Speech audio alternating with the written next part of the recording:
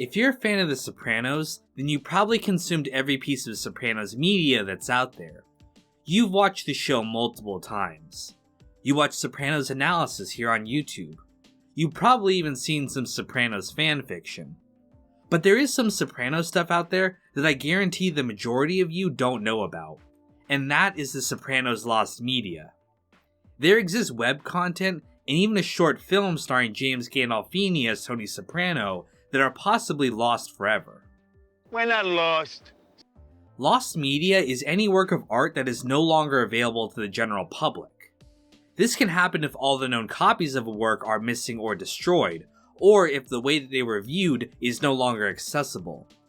For example, the majority of the silent films from the 1930s were destroyed, many times intentionally to make room in storage for new films, and are thus lost forever. But of course, those movies were recorded onto physical media, which is susceptible to destruction and decay. But how can The Sopranos, a show which was created in the age of digital storage and the internet, possibly have lost media? And is there any way to get it back? Well, let's take a look. The first example we have is The Sopranos bonus videos. Back in 2004, HBO hosted a number of videos on its website for The Sopranos. These included standard clips from the episodes and interviews with the cast members that you would expect to see as bonus material. However, beyond that, they also had a number of exclusive original videos made for their website. You can see from the image here that this includes something called Meadowcam. Now, I know what some of you are thinking, but it appears to have been Meadow doing some form of vlogging, talking and complaining about her life and her family. It's a shame she was a little bit too early to take advantage of simps on the internet. If she had been born after those Twitch thoughts, she'd be the real e-girl. There's also a commercial for Vesuvio on here.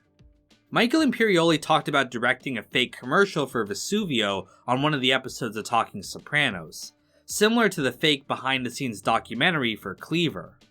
I guess in-universe, Christopher got to live out some of his Hollywood fantasies after all. There's also an assortment of other videos on here.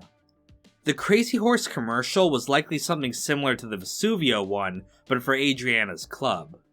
We've also seen Dr. Freed filming a commercial for his, enhancement clinic on the show, so this might have just been that same scene that they filmed. Now, these top 3 videos are interesting. Montel Williams is a real person, and he's the host of The Montel Williams Show. We've actually seen him on The Sopranos in the episode Christopher, where he hosts a discussion between the Italian and Native American activists. Now, this is most likely the same interview that we saw on the show, and what they actually played on the television during that episode. But these 2 other videos, Wernick Newscast and Wernick Protests, now that's something interesting. Jeffrey Wernick is a fictional character on the show, played by actor Timothy Nolan. We see him in the episode The Legend of Tennessee Moltisanti.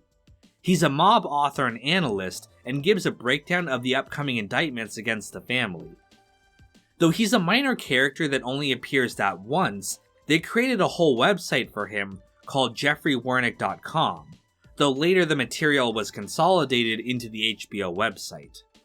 The premise is that Wernick, as a mob author, is doing research on the Soprano family. The excerpts and documentation that he provides on the site serve as behind-the-scenes details and supplemental material for the show. Interestingly, in his bio, it stated that he provided the material for David Chase, and that his work served as the foundation for the Sopranos television show. This means that the premise of the show is that the Sopranos really exist in our world, and that the show is a dramatization of their lives. The fuck is this?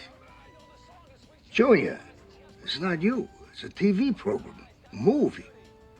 However, before we get too excited, the next line says that the actors on the show look shockingly like the real people that they're trying to portray. So really, this is just a tongue-in-cheek joke for the website, and not really meant to be a recontextualization of the show. Now, all of these sites unfortunately no longer exist on the web. If you go to the Sopranos page on HBO nowadays, you won't find any of the material I've shown. The way I was able to access it was through the Wayback Machine, one of the greatest things to ever be made on the internet. The Wayback Machine is part of the Internet Archive, an awesome nonprofit organization dedicated to archiving websites and making them accessible to everyone for free. The one drawback to the archive is that they cannot save QuickTime, RealPlayer, and Adobe Flash files. Flash was officially discontinued on December 31st, 2020, which, in addition to killing some of the Sopranos content, killed a bunch of Flash games that I used to love as a kid. The archive for the site still links to the QuickTime and RealPlayer files, but the files themselves are no longer hosted on the site, and thus can't be downloaded. Now, if you ever watched these videos back in the day, and you still have the computer you watched them on, please check your downloads. They might still be saved locally on your device. One of the reasons I decided to make this video is to draw attention to the media and hopefully bring it back if possible. It might seem unlikely that anyone would still have the files after all this time, but in fact that's exactly what happened with this next piece of media. The Sopranos vs. Napster is a Flash animation series created by the now defunct company Camp Chaos. They were hired by Warner Brothers to produce the animation as a kind of advertisement against Napster, which was a music swapping platform that companies were very concerned about back in the early 2000s. Who knew the music industry doesn't have a sense of humor? Camp Chaos then created a 9-part animation series in which Warner Brothers hires Tony to whack Napster. We need you to whack Napster. Who's Napster? What? Is he part of the Balinese Basiglia family? The animation is, well, disgusting.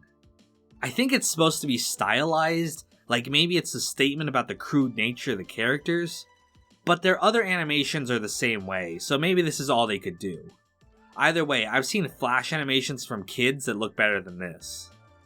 However, only a few of the episodes ever aired online. Something happened where Warner Brothers pulled their support for the project. According to this article from 2002, it might have had something to do with the licensing rights to the online media. Or they just might have realized that these shorts were not funny at all and decided to save themselves from the embarrassment. Camp Chaos is now defunct, so these files would have probably been lost forever had it not been for Reddit user T42Show. He downloaded the animations for the website years ago and recently found them again and made them available on archive.org and on YouTube. I'll include links to all of this in the pinned comment if you want to check it out for yourself. But it's a perfect example of how, thanks to one person, something like this isn't lost to the abyss of the internet. T42Show also happens to run a YouTube channel dedicated to the Terminator movies. If you're interested in Terminator stuff, definitely go check out his channel. The final piece of media I'll be going over is the Lost Tony and Carmella skit that was made for LeBron James. In the summer of 2010, LeBron's contract with the Cleveland Cavaliers was up, and he was the most sought-after player in the NBA. The New York Knicks, in an effort to recruit him, created a video pitch starring James Gandolfini and Edie Falco in their iconic roles. This information was discussed in a podcast in 2021 about the Knicks. They had many famous New Yorkers involved in the video, but the Sopranos bit was the opening, as the show only had ended a few years back and was still very much in the public imagination. I guess Sopranos had ended a number of years previous to that, and we get these requests all the time, you know, we certainly did back then. And Jim Gandolfini was like, you know, he did nothing. Somehow he agreed to this thing, which I was shocked by. They filmed it in James Gandolfini's apartment, and though James had a beard at the time, he apparently had the idea to frame it as though Tony was in witness protection. I remember he had a full beard, very big, thick beard. You know, we had a script for them. Didn't know he had this big beard and didn't look like Tony Soprano exactly. Or I guess he looked like Tony Soprano with a big beard. But he said, well, why don't we do it that I'm in the witness protection program and we'll take it from there. And so then we sort of rewrote the script around that. Now, before we all get excited, this skit is in no way canon to the show. David Chase was not involved at all, and it wasn't even meant to be seen by anyone besides LeBron James. Edie Falco herself said she never considered it connected to the show. But for everyone who participated in making the Secret Sopranos sequel, none of them considered it to be a true extension of the series. Well, that's the thing, is I never went there. I never even connected it to the series in that way. However, even though this isn't the Sopranos sequel we've always wanted, it is still a piece of media that I'm sure a lot of Sopranos fans would get a kick out of. Unfortunately, it doesn't seem like the video exists on the internet anywhere. The team behind the podcast tried to reach out to the franchise to see if they could get a copy, but they were unsuccessful. It might be lost forever, or it might just be sitting on someone's flash drive, just waiting to be discovered. That's the thing about lost media. There have been numerous examples of movies and other works of art that were thought lost, but then someone finds an old film reel or something in their basement. And thanks to people like that, these pieces won't be lost to history. So again, I'm asking all of you to help bring these pieces of media back from the grave.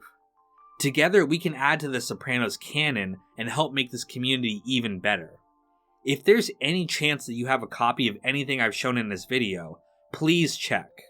And if you find anything, make it available to the public. You can send it to me if you want, or post it on the Lost Media subreddit. They were integral to me being able to make this video, along with the Internet Archive. Turns out there's actually something useful on Reddit after all, besides the Sopranos sub. Like, come on, he's sitting on the computer in his fucking underwear, wasting his time in some chit-chat room, going back and forth with some other fucking jerk-off, giggling like a little schoolgirl. Wanna fucking smash his fucking face in.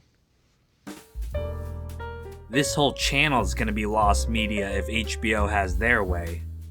Ops Gracing Media, Daz J. Kit, Sam Cedarland, Celery Man, Jenna Marie Johnson, Brad Smith Studios, Uncle Mike, Shane Boyce, Matt Joyce, and Countess von Zarevich.